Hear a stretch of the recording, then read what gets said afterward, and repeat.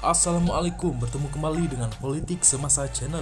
Sebelum mula, sila tekan subscribe dan aktifkan butang lonceng agar Anda sentiasa mendapat info-info terbaru daripada channel ini. Terima kasih.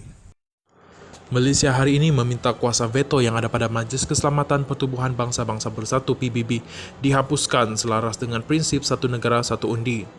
Perdana Menteri Ismail Sabri Yaakob berkata, sebagai organisasi yang membawa semangat dan lambang demokrasi kepada dunia, PBB perlu kembali kepada landasan penubuhannya.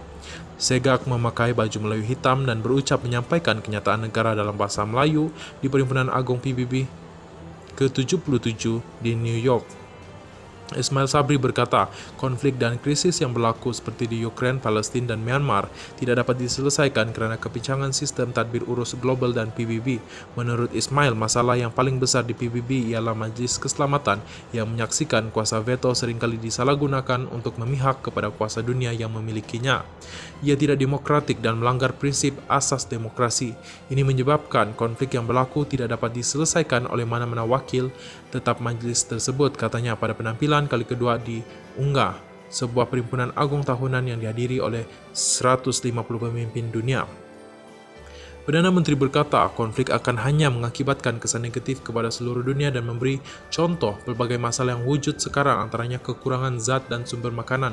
Sehubungan itu, Ismail Sabri berkata, semua negara perlu memberi penekanan kepada isu security makanan bagi menjamin sumber makanan yang mencukupi untuk semua. Menurutnya, tema sesi kali ini iaitu suatu detik perubahan, penyelesaian transformatif kepada cabaran bersaling kait, amat bersesuaian dengan situasi yang sedang dilalui dunia. Keamanan dan kestabilan adalah penting dalam mengharungi setiap cabaran besar masa kini, baik krisis perubahan iklim, kemiskinan global maupun kesan pandemik berterusan.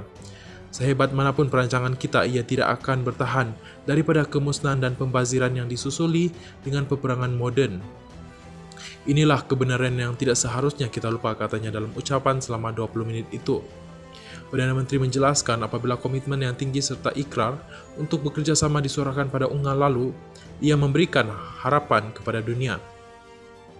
Banyak kenyataan dikeluarkan yang memberikan harapan termasuk kepada saya bahawa semangat sebuah keluarga dunia berupaya mengetepikan perbezaan yang wujud dalam kalangan kita, katanya.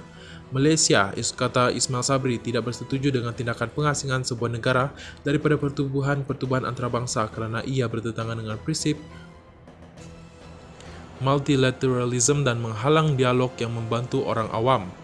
Sementara itu, situasi di Ukraine, kata Ismail Sabri, membuktikan peperangan menelan kos yang tinggi. Ini dibuktikan dengan situasi yang dialami oleh Ukraine. Kesannya bukan saja dideritai oleh rakyat dan negara itu, malah turut dirasai dunia.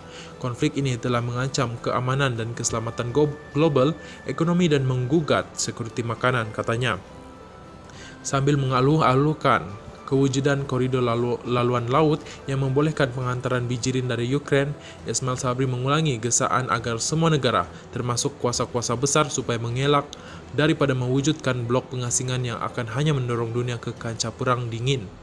Pada sesi ke-76 tahun lalu, Perdana Menteri menyampaikan ucapan secara maya berikutan pandemik COVID-19. Terima kasih kerana menonton.